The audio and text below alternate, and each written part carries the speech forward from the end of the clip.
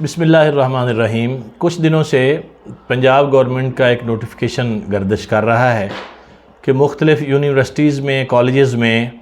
2 ماہ کے لیے موسیقی کے پروگرام منعقد کیے جائیں گے، جس میں نئی آواز تلاش کرنے کے نام پر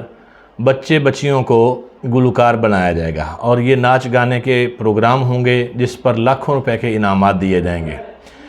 یہ اس ملک میں ہو رہا ہے جس ملک کا نام اسلامی جمہوریہ پاکستان ہے، اور ہمارے 10 لاکھ افراد کی قربانیاں محض اس لیے دی گئی تھیں کہ ہم اپنا ایسا ملک چاہتے ہیں جہاں ہم اسلامی قوانین کے مطابق اور اسلامی نظام کے مطابق اپنی زندگی بسر کر سکیں۔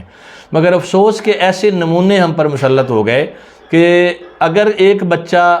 پوری دنیا کے قاریوں میں ٹاپ کر کے آئے، پوری دنیا میں پاکستان کا نام روشن کر کے آئے، تو کسی بھی حکومتی عہدیدار کو توفیق نہیں ہوئی کہ اس بچے کے ساتھ ایک ملاقات ہی کر کے اس کی حوصلہ افزائی کر دیتا۔ اور ہمارے ٹی وی چینلز جو ہیں 1-2 کے سوا باقی سب کو بھی سانپ سونگ گیا، کسی کو توفیق نہیں ہوئی کہ اس بچے کو چینلز پہ بلاتے تاکہ ہماری نئی نسل کو، ہمارے بچوں کو قرآن کی تلاوت کرنے کا شوق پیدا ہوتا، لگن پیدا ہوتی کہ ہم قرآن پاک پڑھ کر بھی اپنے ملک کا نام روشن کر سکتے ہیں۔ وہاں تو یہ معاملہ ہے، اور یہاں جو ایک بچہ یا بچی کو 4 ٹھمکے لگا لیتا ہے، اس کو سارا میڈیا سر پہ اٹھا لیتا ہے، اور اس کی دیکھا دیکھی اب حکومت کو یہ خیال آیا کہ کیوں نہ ہم اپنے بچے بچیوں کا یہ ٹیلنٹ جو ہے اس کو سامنے لے کر آئیں۔ افسوس کہ جس بچے نے سائنس میں کچھ چیز بنائی، کوئی ایجاد کی یا کوئی تھیسس لکھا یا کوئی ایسی، اس کی آپ نے کہاں حوصلہ افزائی کی ہے؟ ہمارے یہاں تو 23 مارچ کو ایوارڈز بھی کنجروں کو دیے جاتے ہیں، اور پھر ہم توقع کرتے ہیں کہ ہمارے ملک میں سائنسدان پیدا ہوں۔ اور یہ یونیورسٹیز جن کو آپ نے اربوں خربوں کے فنڈز دیے اور اب وہاں آپ لگا رہے ہیں جی ان کو ناچ گانے پہ لگائیں، دنیا کی 100 ٹاپ کی جو یونیورسٹیز ہیں اس میں ایک بھی پاکستانی یونیورسٹی نہیں ہے،